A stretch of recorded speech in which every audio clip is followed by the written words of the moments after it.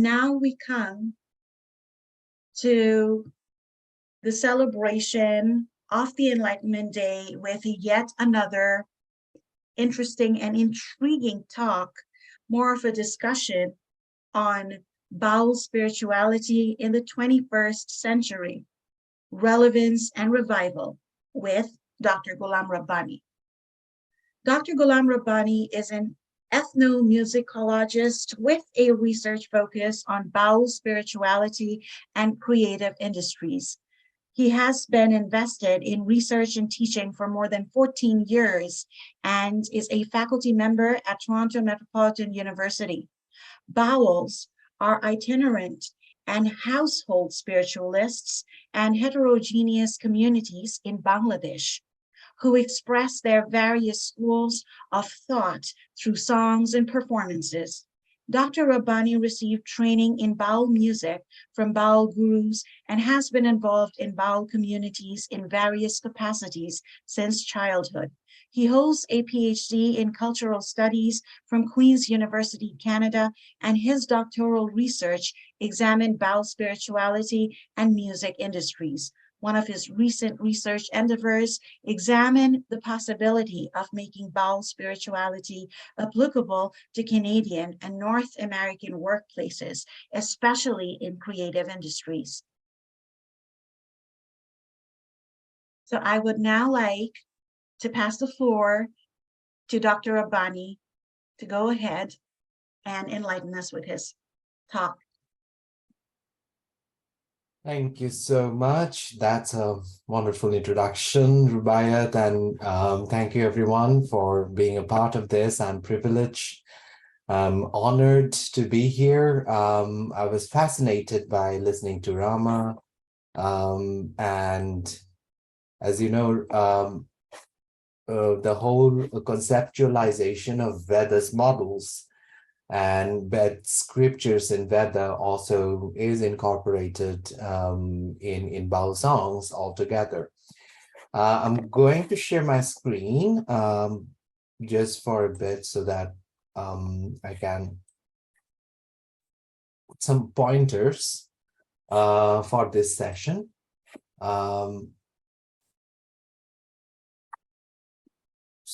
So I hope you can see the screen. So this is the whole idea about 21st century relevance of Baul spirituality and about how Baul spirituality is approaching itself in our social context. Baul and the whole Baul system of belief is a syncretic religious belief, and the main Bengali word, Bengali is the language of Bangladesh and the West Bengal part of the province of West Bengal in India. And Bauls are originated mostly from Bangladesh and some parts of India. And Bangla language or Bengali or the Bangla language is the foundational language, different versions and different dialects. Both traditional and contemporary changes of the language is also kind of a relevant, has relevant models in songs in Baul communities altogether. So who are the Bauls is a very complicated question with a complicated answer. If I make it as very simple expression, Bauls are those communities who commit themselves. Baul is a person who commit himself, herself, themselves in a Baul lineage under a Baul guru, who's also a kind of a teacher in his or her lineage, and he expresses his own belief of thoughts, which are mostly a kind of a lifestyle and a philosophy and a kind of a form of meditative performances expressed only through music. Therefore, Baul music and Baul spirituality is everything about Baul spirituality is about music and performance, mostly songs.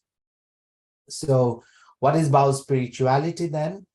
All kinds of rituals, belief systems, different, both the heterogeneous, the diverse forms of religious expressions, spiritual expressions, the rituals, different kind of philosophical thoughts and the actions based on those philosophical thoughts, everything combined together can be identified as Baul spirituality.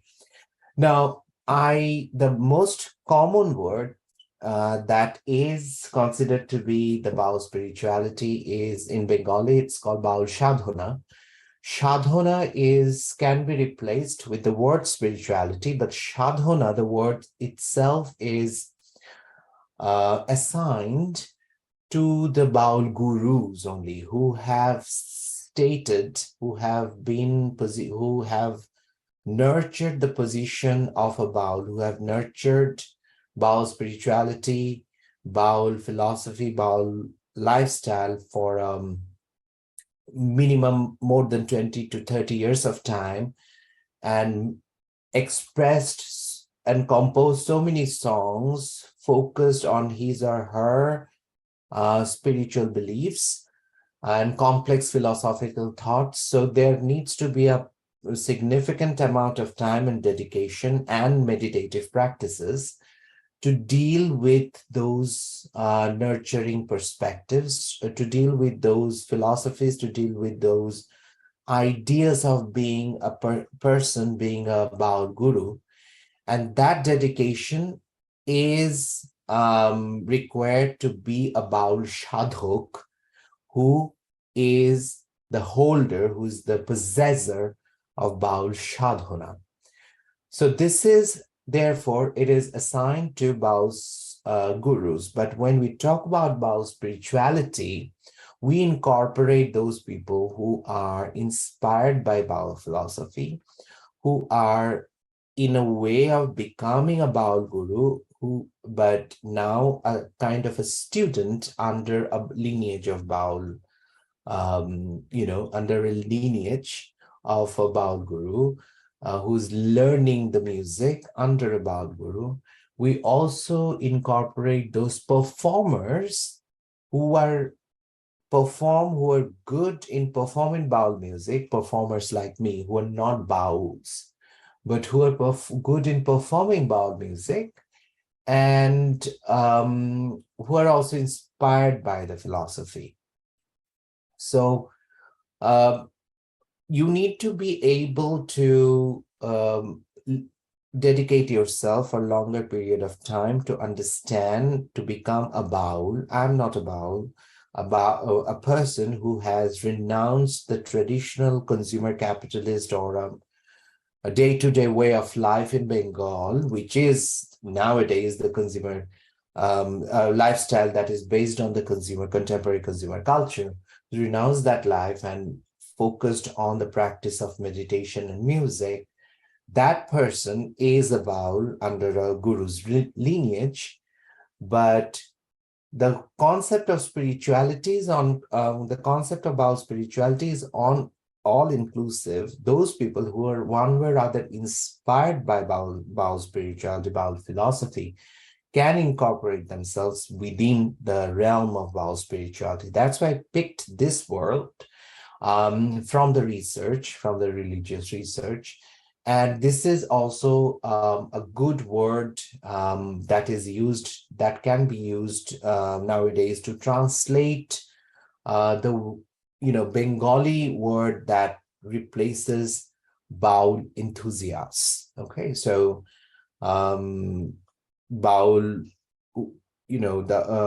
Baul Utshahigon, or the Baul enthusiasts who are kind of a believer in a Baul philosophy, or kind of affiliated themselves with Baul philosophy.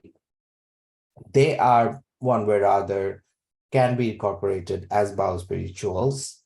But this is since the enthusiast word itself is not intense enough to identify the intense relationship, the deep bonding of a person who is from Bengal, who is from Bangladesh, and maybe from West Bengal, India, who can incorporate, who actually understand the words of that music and kind of able to connect to it because those words are very strong.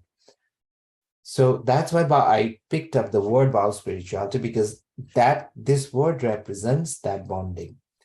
Now, Bauls are, there are it's a heterogeneous community. There are thousands number of schools and thought processes, different kinds of lineages. Different lineages talk about different philosophies. You can have, if you think about world philosophies altogether and typical South Asian philosophy, you can find all South Asian genres of philosophy, starting from the time of Chaitanya or Chanakya, all those philosophies incorporated in Baul songs. And then if you think about Western philosophy, one way or other, different kind of Western philosophy can be interpreted or are incorporated in Baul songs, because they are like one Baul guru has actually produced thousands of songs in his lifetime or in her lifetime.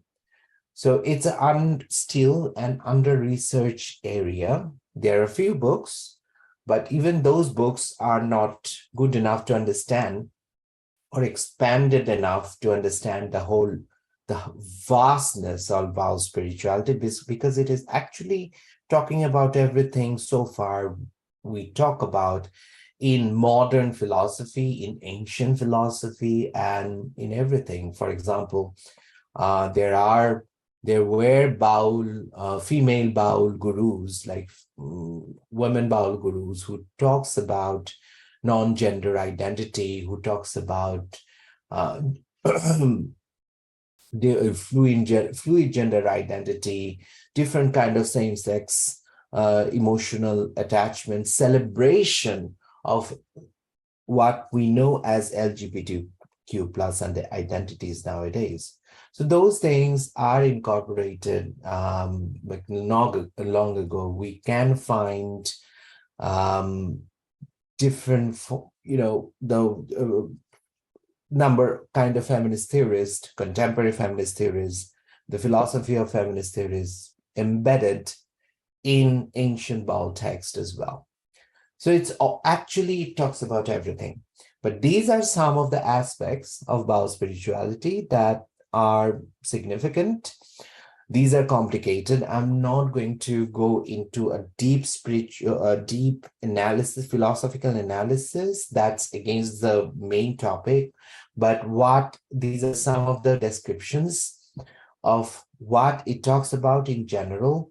And you'll see that Baul spirituality is a syncretic spiritual belief. That means it has taken most of the philosophical factors from Hinduism and from Islam, Sufi Islam or Islam, and mostly Sufi Islam is the biggest influence of in Baul spirituality, and also the local folkloric philosophy that existed all around Bengal. And those are the rich ones that are not portrayed in research that much. These are some of the very few, it's like just 0.05% of, or 0.05% of the whole 100% of the spiritual realm, the philosophical realm of Baul songs. So the first two, Ved Bohirbhuto Dharma, or non-scriptural beliefs, means it's a song, it's a changing belief system. With the time, the belief system, the philosophy also changes, but therefore it's based on songs and based on the contemporary, evolution of society, based on the contemporary changes of society. It is always guru-centered. It is not hereditary. Anyone can become a Baul guru. Anyone can become a Baul initiated, can initiate himself, herself, themselves in a Baul community and eventually can become a Baul guru. One of the major philosophy is your body is the universe. It's body-centered philosophy.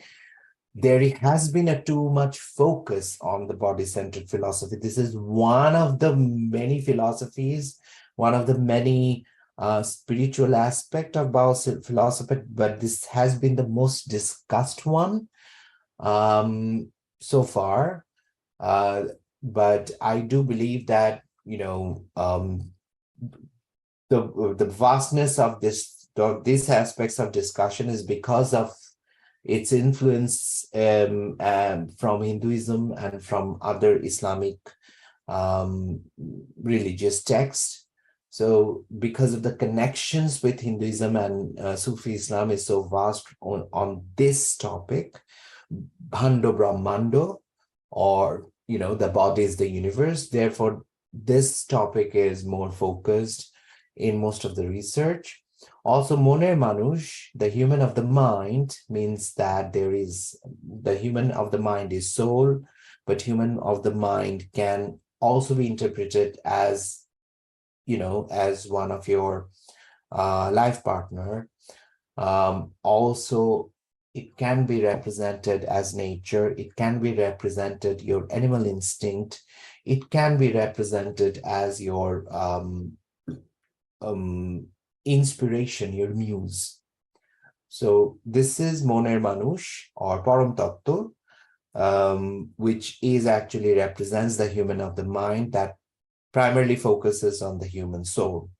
Rup Sharup Tattva is one of the most complicated philosophical aspect of Baul spirituality.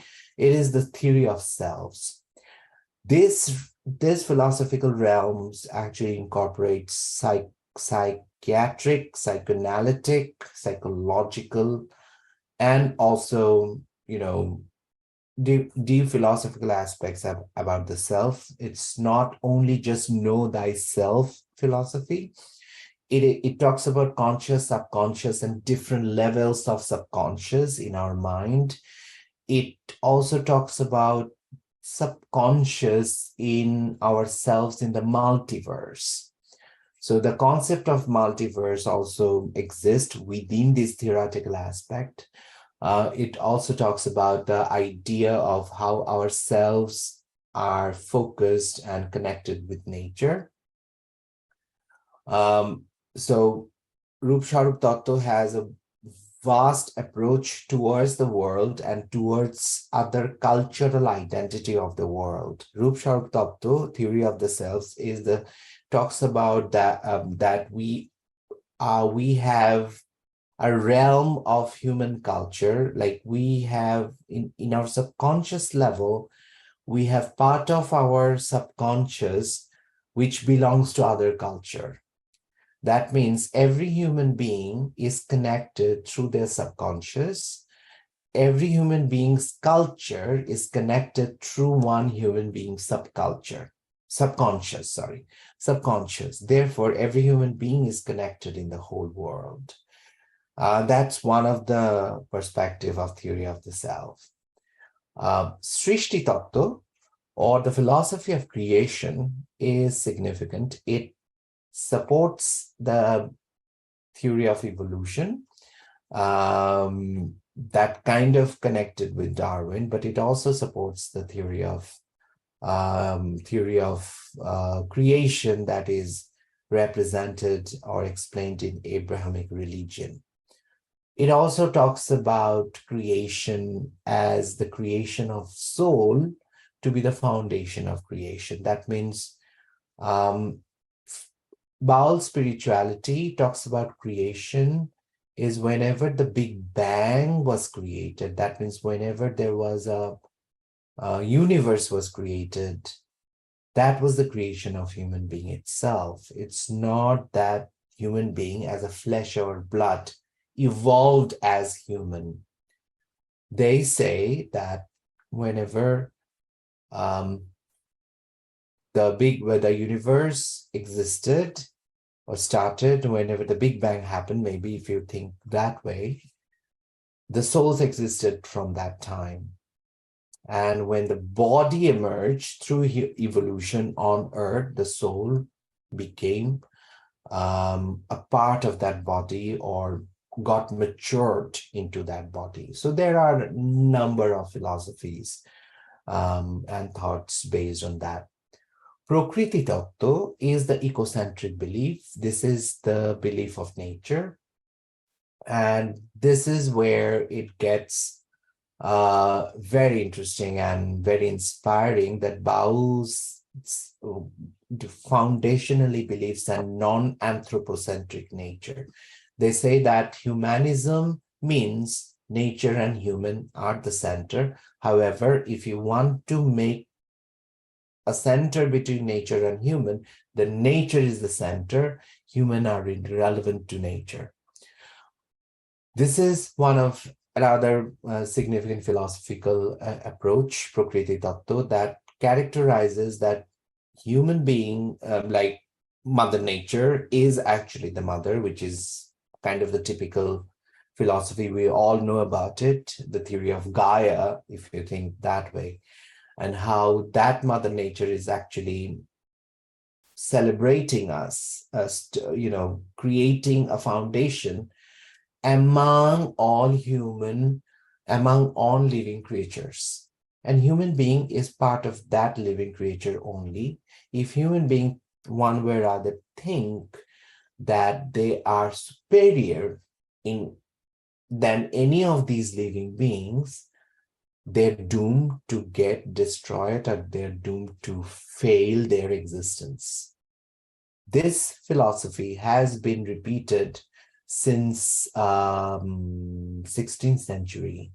So far the songs we have studied, 16th century, even actually maybe a bit later, from 17th century, early 17th century songs got a significant reference to these kind of philosophies. So what we know about ecocentrism right now, or what we know about eco-criticism right now, those actually existed for a long period of time in Baul spirituality. So I'm not going to focus extensively on these foundational belief systems. These are some of those. There are far more, and there are more, greater forms of spiritual aspects in Baul, in Baul spirituality. What I'm going to focus is the idea on those concepts that are relevant for 21st century. Okay, especially our existence in 21st century. Now, we need to be aware that Baul philosophy there are two types of philosophy. One philosophy focuses on the readings, the teachings of, spiritual beliefs, the teachings for the Baul initiates, the students under a guru. Then there are another kind of teachings that is meant for a community. We need to understand that Bauls are also entertainers.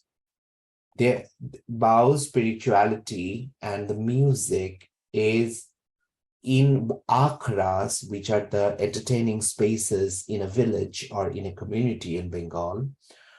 Those entertaining spaces, akhras, are the spaces where Bauls actually perform and then intellectually discuss the song among the audience.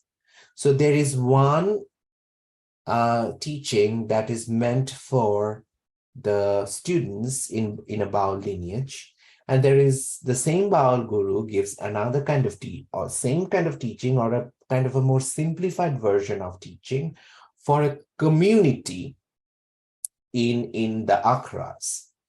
And akhra performances were the foundational performances or foundational entertainment before the 21st century media, or before the 20th century media. So if you think about the day-to-day entertainment, the this was one of the the foundation entertainment was always intellectual growth, not not the other forms of entertainment which we see nowadays, but the primary focus of entertainment was intellectual growth, singing together, then talking about the song. And other kind of performances in creative industries also talked about these intellectual growth, even which are not connected with Bao spirituality, like other musical performances, other theater performances also talked about, always had a discussion session at the end that talked about spiritual meaning of that performance. So intellectual growth was the foundation of entertainment in Akras, in Bengal for a long period of time. So this teaching is one of those teachings that the Baul Guru presented in front of a community. And these are the teachings that I believe is important for 21st century nowadays, and which I think that also has been the case in many self-help books and in many other kind of motivational speaker or other kind of psychoanalytic research about team building, about management. These kind of teaching also come and repeats itself over there. What I'm saying, these are not something new. Bengal and Baul spiritualist has been talking about these things for many years. The first one is obviously Jaggo Dhangsho. Jaggo is ego, human ego. And the first thing is, whenever you are a Baul, or if you're not a Baul, it doesn't matter who you are, your ego doesn't matter. Annihilate your ego is one of the foundational aspects to establish intellectual growth.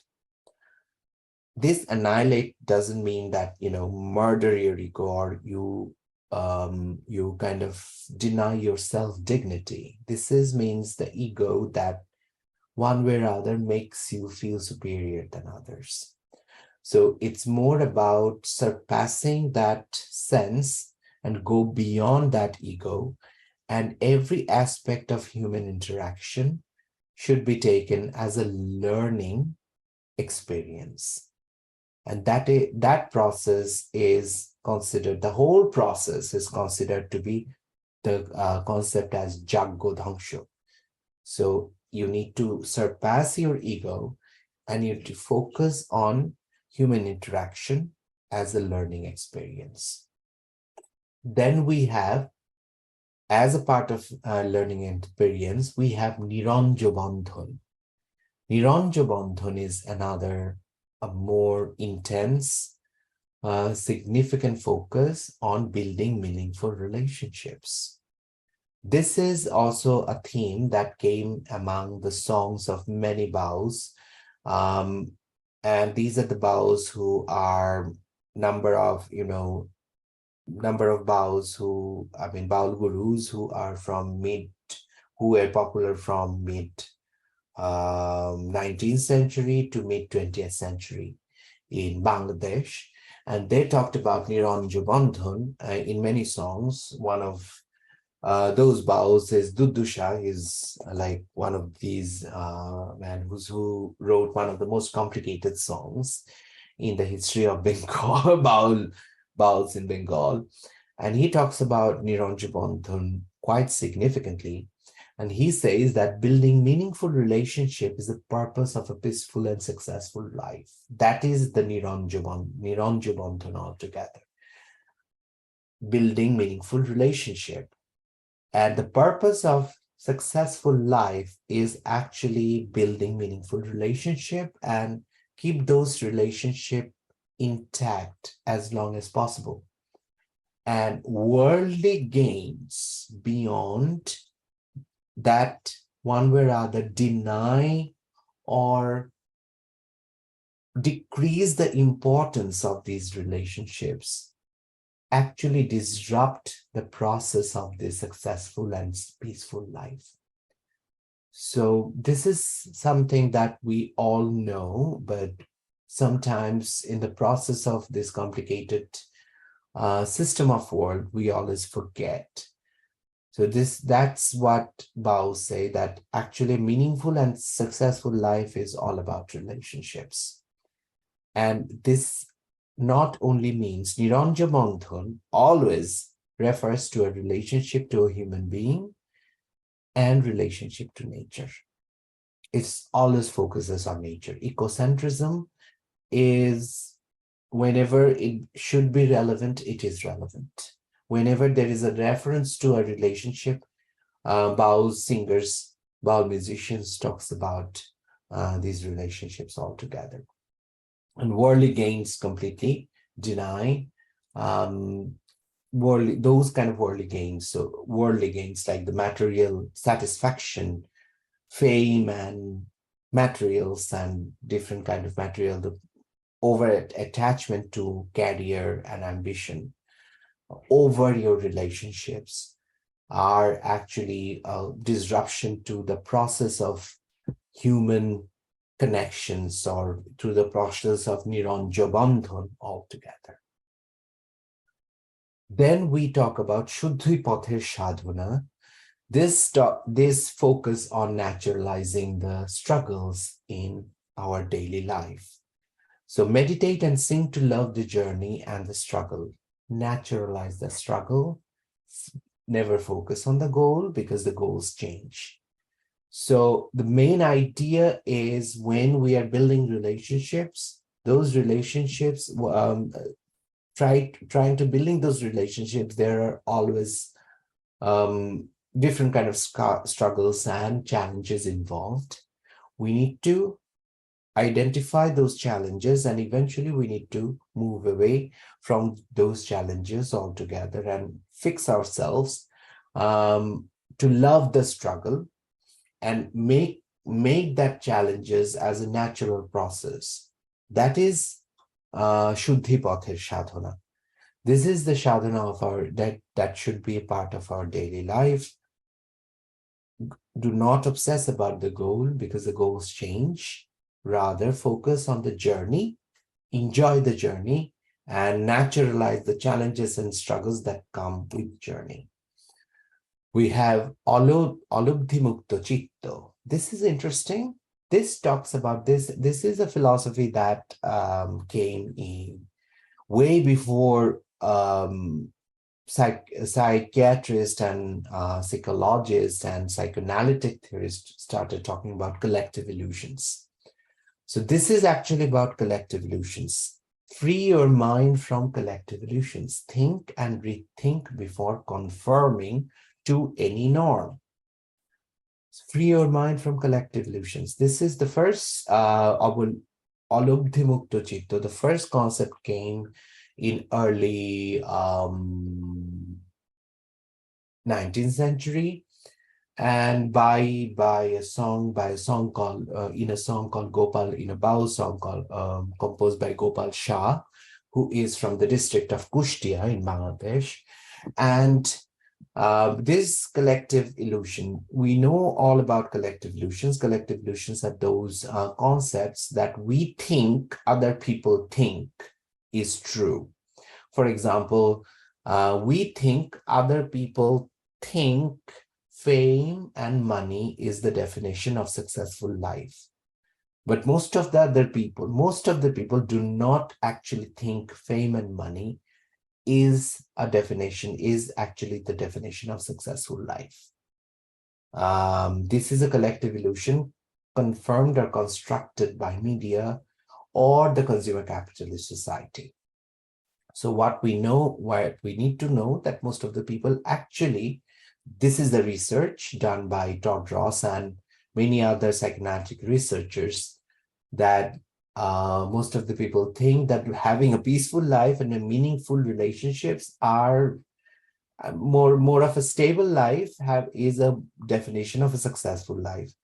But Conforming to that concept of collective illusion, that fame and money is a successful life, that becomes a dangerous concept for the new generation. So Bauls are talking about to free our mind from this concept of collective illusion. Therefore, they're always focusing on critical thinking and saying that do not conform to these collective illusions. So this whole process is known as alobdhimukto chitta. So do not conform easily, think and rethink, and free our mind from collective illusion. Separate your daily chore and daily work identity from your spiritual identity. This is Shoro Mantra. Shoro Mantra is the concept that your spiritual identity is very different than your daily work identity. Do not let your work become your identity.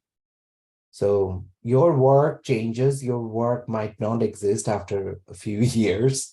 So it is very important, as Bauls are saying, this is also from mid-19th century philosophy. Do not make your work a kind of a spiritual identity for yourself.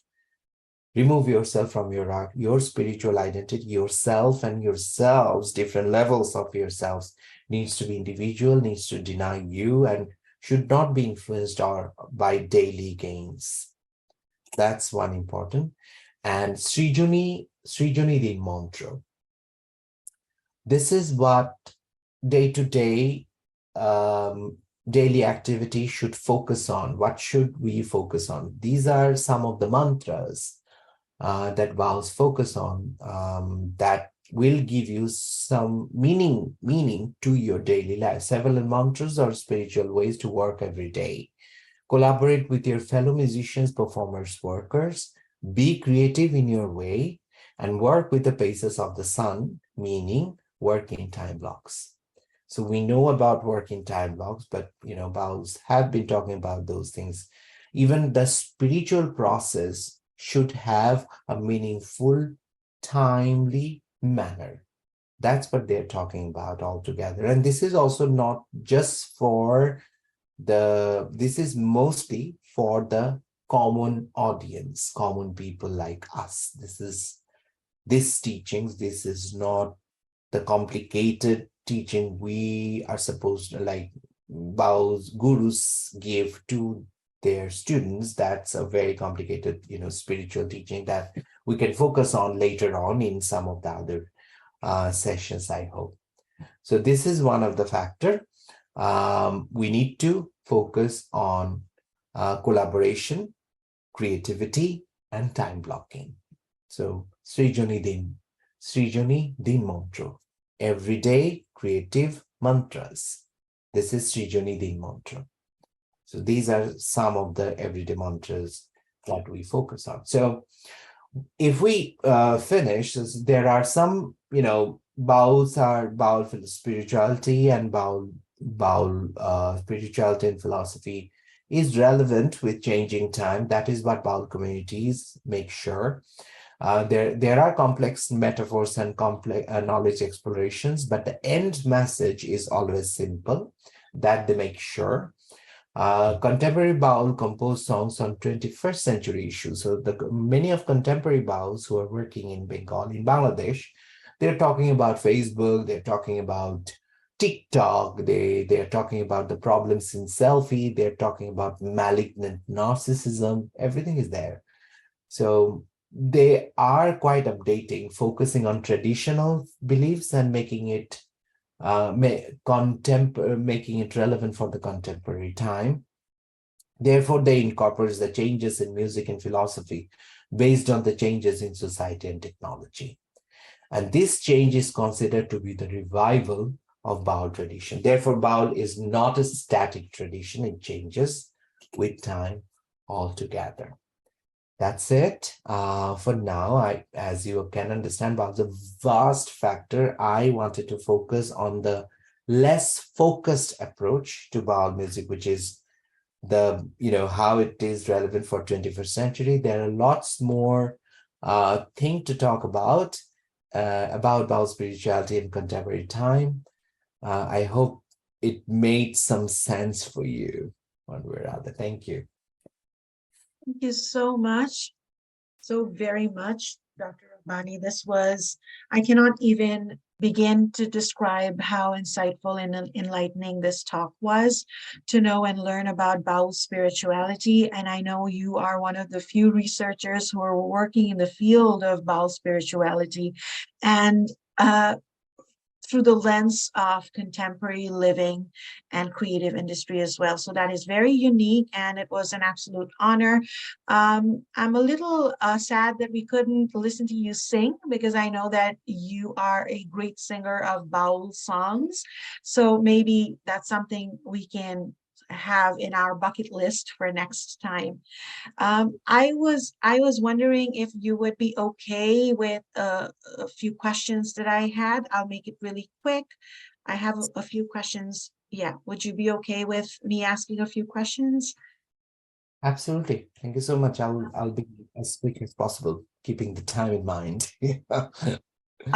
So my first question would be, how can we incorporate these Baul teachings in contemporary workplaces? Yes, that's one of the major concept that we need to identify, because whenever we focus on Baul, we need to characterize the contemporary. If we think about North American minds, or if we think about South Asian minds altogether, both these minds, North American, South Asia, has this exotified concept, solid exotified um, um, fossilized concept about spirituality as something traditional and something which talks about body and soul. It is not relevant for my workplace. So rather, it can be a liberating concept when we think about, when you are talking about, freeing your mind, annihilate your ego. When we talk about annihilate your ego, you're making meaningful relationship in your workplace. That is relevant. You're making meaningful, you are collaborating, you're being creative in the workplace. That is always very meaningful. You are actually creating, like the concept of Shoromonto, which is, kind of uh, keep away your spiritual identity with your daily identity, because that actually makes you more resilient person, because in that way you are not affected by toxic people at work, because your spiritual identity is protected, and you're very effective. You're a very strong-minded person in the process, knowing that this work doesn't matter. I should work collaboratively, creatively, but I should not let myself, inner self, be affected by it, because I'm stronger than that and I'm better than that. So, and then again, most importantly, learn the struggles. The struggles are actually learn a fun part. That's what Bao say. Try to naturalize the struggle. Don't focus on the goal that much. Make the struggles a fun, a joyful thing in your work. So these are all relevant things, but one way or other, the problem is we need to shift that conceptualization, make it more relevant for the people to understand that this is actually a rather age-old celebratory concept that you need to identify and allow, rather than think about it as something alien, only meant for some community, not for me. Wonderful. That's a wonderful answer, and it was so comprehensive that actually answered a lot of my questions. But I have this one last question, which I'd like to ask, and then maybe open it up to the audience for their questions. I just wanted to ask, since we are so engrossed in our work for most of our lives, how can we separate our identity from our work? Yeah, that's an important aspect to think about. The main idea is also in the answers. It's more about focusing on the concept that successful life is successful relationships.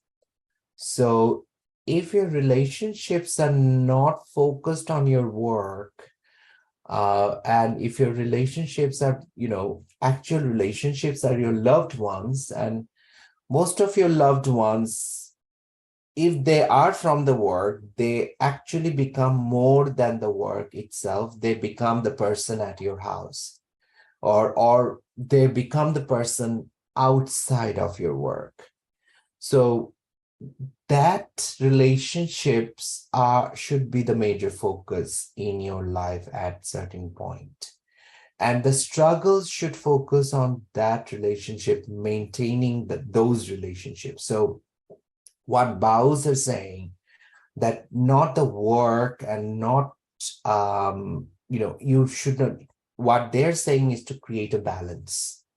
The balance is, you need to identify and do the work properly, but most of your efforts should go to focus on relationships, because it's not just relationship between two lovers, between two men, between a two man and a woman, between two women, between two non-binary identity. It's not between two lovers. It's every relationship. The smile you give to the bus driver every day, that relationship matters.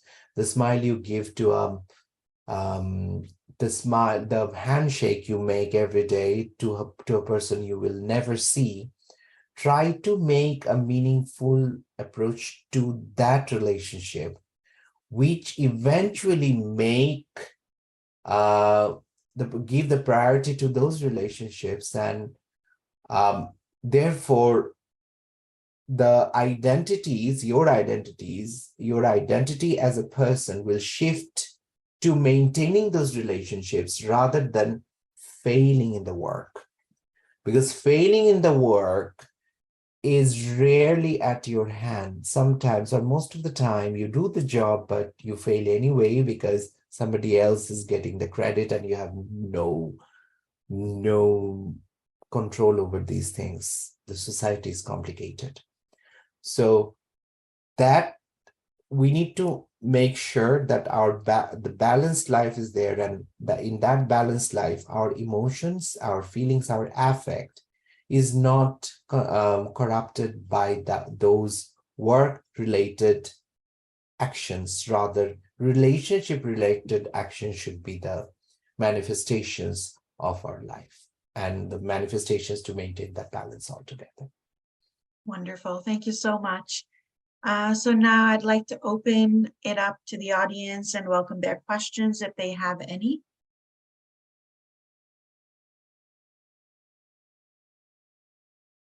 Hello. Thank you for your speech or your lecture. I'm aware of Parvati Baul as the only Baul performer and spiritualist who has reached me, but who speaks English, I guess, would you recommend to look into as well? Parvati Baul is mostly focusing on the Vaishnava tradition. It's one tradition, which I feel is good, but I should rather tell you to read the books of the Bauls of Bengal by Jean Openshaw. That's the book that Jean Openshaw is from Edinburgh University. She did some very good foundational research on Baul spirituality, and then you can also study the work on the works of Carola Erica Lauria. She's also a very good researcher, and Carola has worked with Baul communities for many years. So but Jean Openshaw is kind of the foundation who actually focuses most of her research from one of the great scholar of Baul research in Kolkata, West Bengal. And there are some other researchers on Baul studies, like the basic lab research, we'll give you the books of Jean Openshaw and some other authors. There is Sailing Through the Sea of Love. That's one of the ethnomusicologists. I just forgot his name. He passed away recently. One of the ethnomusicologists who worked on Bauls in India and Bangladesh. So that these three scholars are kind of the foundation. Parvati Baul is actually, it's more like she's wonderful. She's wonderful. She's also good for the performative sections, but to have a more holistic perspective, I think, these research would be great as an introductory stepstone. Thank you So much. Thank you so much for your question. Wonderful. Thank you, Michael. And thank you, Dr. Rabbani, for giving us such comprehensive answers to our questions. So anybody else in the audience has any other questions that they would like to ask?